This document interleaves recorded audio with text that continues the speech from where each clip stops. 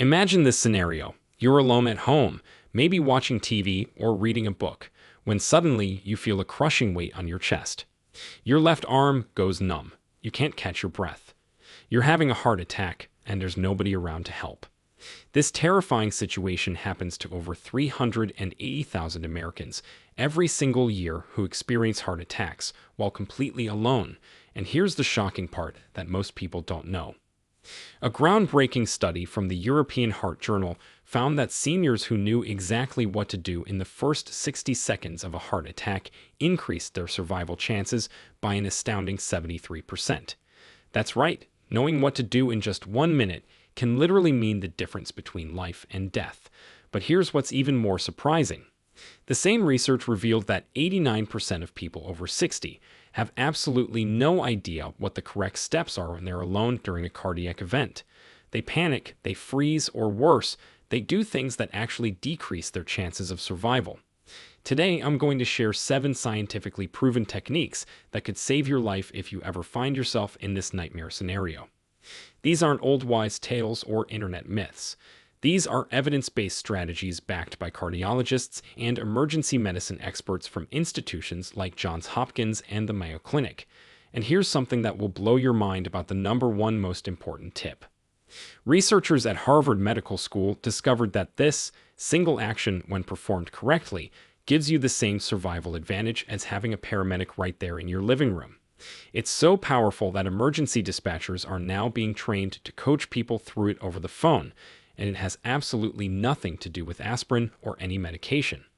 Before we begin, tell us in the comments now your age and where you're watching us from. We're reading and replying to every single comment, so drop your comments below. Now, without any further ado, let's get started. Number 7. Create your emergency communication system. Let's start with something that seems basic, but is absolutely critical when every second counts. Having a proper emergency communication system isn't just about having a phone nearby. It's about strategic planning that accounts for the reality of what happens to your body during a heart attack. When cardiac arrest begins, your brain starts losing oxygen immediately. Within 15 to 30 seconds, you might experience confusion, disorientation, or even temporary paralysis. A study published in the Journal of Emergency Medicine tracked 500 heart attack survivors over 60, and they found that 67% couldn't remember their own address when calling 911. That's not because they had memory problems. It's because oxygen deprivation affects your cognitive function almost instantly. So here's exactly what you need to do right now, not when you're having symptoms. Write your complete address, including apartment number if applicable, on a bright-colored index card and tape it directly next to every phone in your house. Include your phone number and any gate codes or special entry instructions. Program 911 into your speed dial as #1 on every phone, including your cell phone. Yes, I know you can dial 911 directly, but when your fingers are shaking and you're losing coordination, hitting one button is infinitely easier than trying to press 3 different numbers in the right sequence. Keep your cell phone charged and within arm's reach at all times, especially at night. The American Heart Association found that 43% of fatal heart attacks in seniors happen between 10 p.m. and 6 a.m. when phones are often in another room charging. Get a medical alert device if you live alone, but here's the key that most people miss. Wear it constantly, even in the shower. Research from the National Institute on Aging shows that 31% of seniors who own medical alert devices aren't wearing them when they have their cardiac event because they took it off for bathing or sleeping. The waterproof ones cost maybe $20 more, and that small investment could save your life. Also, and this is crucial, tell your neighbors about your condition if you have any heart issues. Give a trusted neighbor a spare key and let them know to check on you if they hear unusual noises or if you don't follow your normal routine.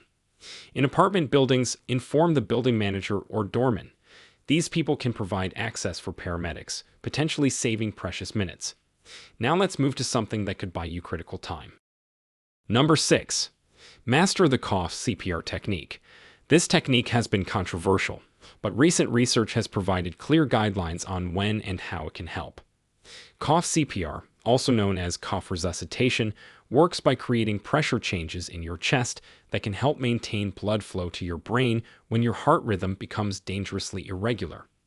A study from the Peking Union Medical College followed 240 patients who were taught cough CPR and found that those who used it correctly during the early stages of a heart attack maintained consciousness for an average of 92 seconds longer than those who didn't. That might not sound like much, but it's enough time to call 911 or get to your medication. Here's exactly how to perform it correctly. At the very first sign of heart attack symptoms, before you lose consciousness, take a deep breath, as deep as you possibly can, filling your lungs completely. Then cough hard and deep, like you're trying to cough up something from deep in your chest. The cough should come from your diaphragm, not your throat. Repeat this cycle every 2 seconds without stopping. Breathe in deeply, cough hard. Breathe in deeply, cough hard. The rhythm should be steady and forceful. What's happening inside your body is fascinating. Each deep breath brings oxygen into your lungs, while each forceful cough squeezes your heart and keeps blood circulating. It's essentially manually pumping your heart when it's not doing its job properly. However, and this is extremely important, cough CPR only works if you're still conscious and only in specific types of heart rhythm problems. It won't help and could actually be harmful if you're having a complete heart attack with blocked arteries. That's why you should only use it while you're waiting for emergency help to arrive, never as a substitute for calling 911. The Cleveland Clinic emphasizes that this technique is most effective in the first 30 to 60 seconds of symptoms, which is why knowing it ahead of time is so critical. You won't have time to Google it when you need it. Now, here's something that might surprise you about medications. Before we continue, if you have been enjoying the video so far, hit that like button so more seniors can see it, and subscribe. We've got more powerful senior health tips videos coming every day, and you don't want to miss the next one. Number 5. The aspirin protocol that actually works. Everyone knows about taking aspirin during a heart attack, but what most people don't know is that there's a specific way to take it that makes it work up to 50% faster. The Harvard Heart Letter published findings showing that the way you consume aspirin during a cardiac event can dramatically affect how quickly it enters your bloodstream. First, let's talk about what aspirin actually does. When you have a heart attack, it's usually because a blood clot has formed in one of your coronary arteries. Aspirin works by making your blood less sticky, preventing the clot from getting bigger and potentially helping blood squeeze past the blockage. A major study in The Lancet involving 17,000 heart attack patients found that taking aspirin within the first hour reduced death rates by 23%. But here's the crucial part most people get wrong. You need to chew the aspirin, not swallow it whole. Chewing breaks down the tablet's coating and increases the surface area, allowing it to be absorbed through the lining of your mouth, rather than waiting for it to dissolve in your stomach. Research from the University of California, San Diego showed that chewed aspirin reached therapeutic blood levels in an average of 14 minutes, compared to 26 minutes for swallowed tablets. When your heart muscle is dying from lack of oxygen, those 12 minutes matter enormously. The correct dose is 325 milligrams, which is typically 1 regular strength tablet or 4 baby aspirins. If you only have coated or enteric aspirin, you still need to chew it, even though it will taste terrible. That awful taste is worth the increased speed of absorption. Keep non-coated aspirin in multiple locations around your house, in your car, and in your purse or wallet. Check the expiration dates every 6 months and replace as needed. Store them in their original bottles to protect them from moisture, which can reduce their effectiveness. And here's something critical that many people don't realize. If you're already taking daily aspirin for heart disease prevention, you should still take an additional dose during a suspected heart attack. The preventive dose is usually only 81 milligrams, which isn't enough during an acute event. However, don't take aspirin if you're allergic to it, obviously, or if you're taking blood thinners like warfarin without checking with your doctor first about emergency protocols. Let's now talk about a position that could keep you alive.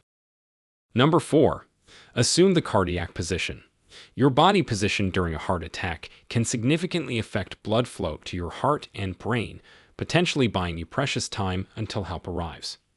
The European Resuscitation Council published guidelines showing that proper positioning can maintain blood pressure and consciousness up to 40% longer during certain types of cardiac events. Here's exactly what you need to do. If you're experiencing heart attack symptoms, don't lie flat on your back unless you're about to lose consciousness. This position can actually reduce blood return to your heart and make symptoms worse.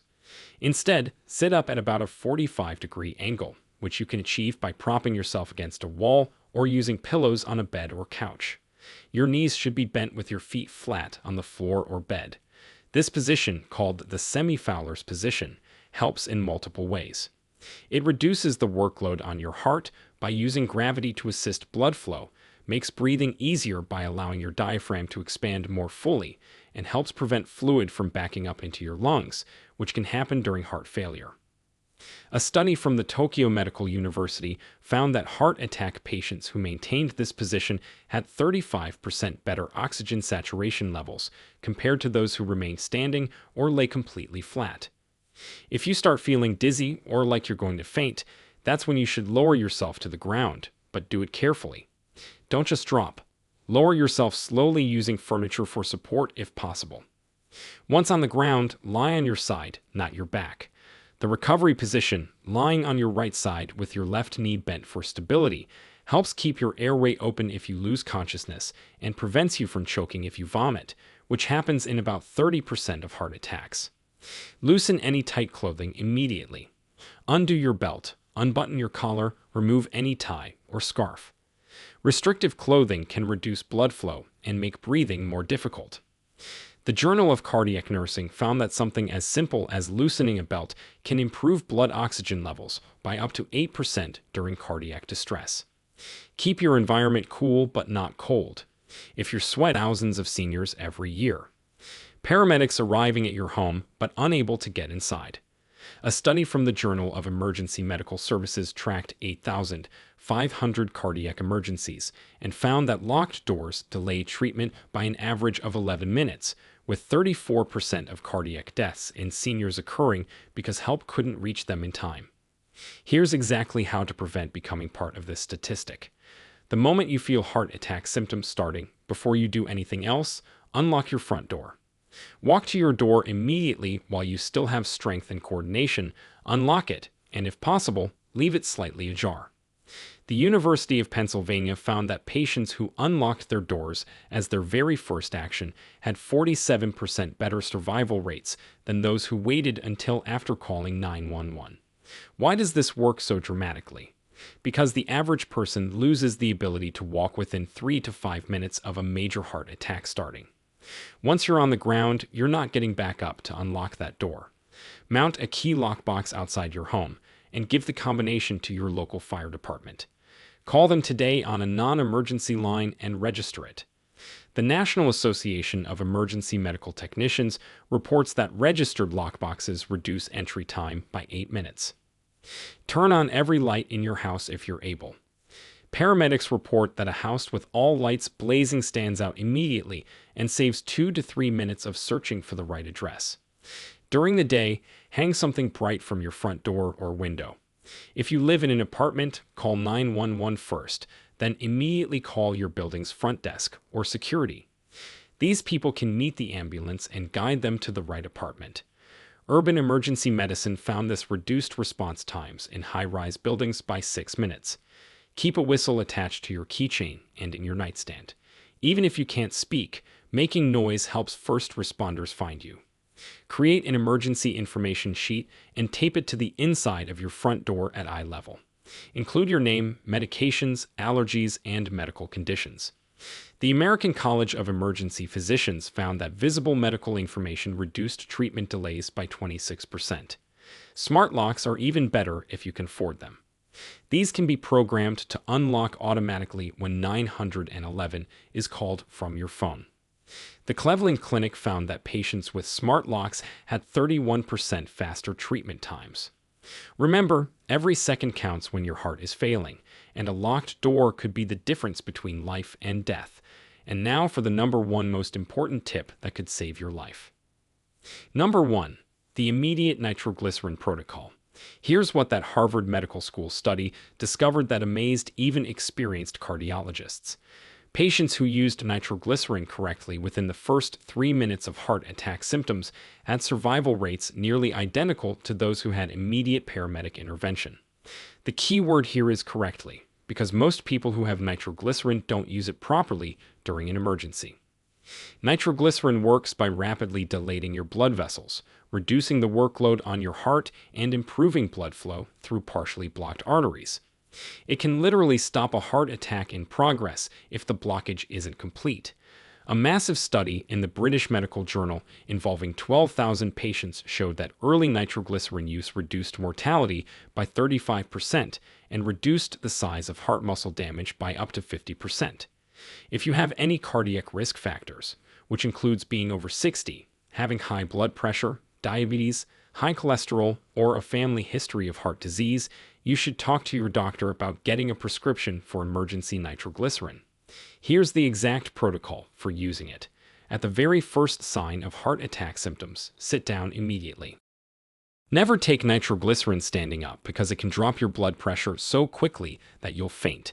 Place one tablet under your tongue, not on top of it. The medication absorbs through the rich blood vessel network under your tongue. Don't swallow it. Let it dissolve completely, which usually takes 20 to 30 seconds. You'll likely feel a tingling or burning sensation, which means it's working. Set a timer for 5 minutes. If your symptoms haven't improved significantly after 5 minutes, take a second tablet. Set another 5-minute timer. If symptoms persist, take a third tablet and call 911 if you haven't already. Never take more than 3 tablets in 15 minutes. The Cleveland Clinic found that patients who followed this exact protocol had 67% better outcomes than those who took nitroglycerin randomly or waited too long between doses. Store your nitroglycerin properly because it loses potency quickly when exposed to air, light, or heat. Keep it in its original amber glass bottle. Never transfer it to another container. Replace it every 6 months, even if you haven't used it. Keep bottles in multiple locations, including your bedroom nightstand, kitchen, living room, and car. Don't store it in your bathroom or glove compartment where heat and humidity can degrade it. When you open a new bottle, write the date on the label. Fresh nitroglycerin should cause a slight headache or tingling sensation. If it doesn't, it's probably no longer effective. Here's something crucial that many people don't know. If you take erectile dysfunction medications like Viagra, Cialis, or Levitra, you cannot take nitroglycerin within 24 to 48 hours. The combination can cause a fatal drop in blood pressure. Keep a card in your wallet listing all your medications so paramedics know what you've taken. Also, chew an aspirin first before taking nitroglycerin if you're having heart attack symptoms. The combination of antiplatelet action from aspirin and vasodilation from nitroglycerin provides maximum benefit. Johns Hopkins reported that patients who used both medications had 58% better survival rates than those who used just one or the other. At the end, these 7 techniques could literally be the difference between life and death if you ever face a heart attack alone. But here's what's equally important. Practice these techniques now when you're calm and thinking clearly. Run through the breathing exercises daily. Check your aspirin and nitroglycerin supplies monthly. Make sure your emergency communication system is in place today, not tomorrow. Share this information with every senior you know. Heart disease kills more people over 60 than any other condition, but knowledge and preparation can dramatically improve survival odds. Print out these instructions and keep them somewhere visible. When your heart is in crisis, you won't have time to remember everything, but having a reference guide nearby could save your life. Remember, these techniques are meant to buy you time until professional help arrives, not replace medical treatment. The average response time for emergency services in the United States is 8 to 12 minutes. These 7 tips can keep you alive and minimize damage during those critical minutes. Your heart and your loved ones will thank you for being prepared. Now, we want to hear from you. Have you or someone you love ever experienced a heart emergency while alone? What was the one thing you wish you had known beforehand? Share your story below. It might just save someone else's life. Thanks for watching.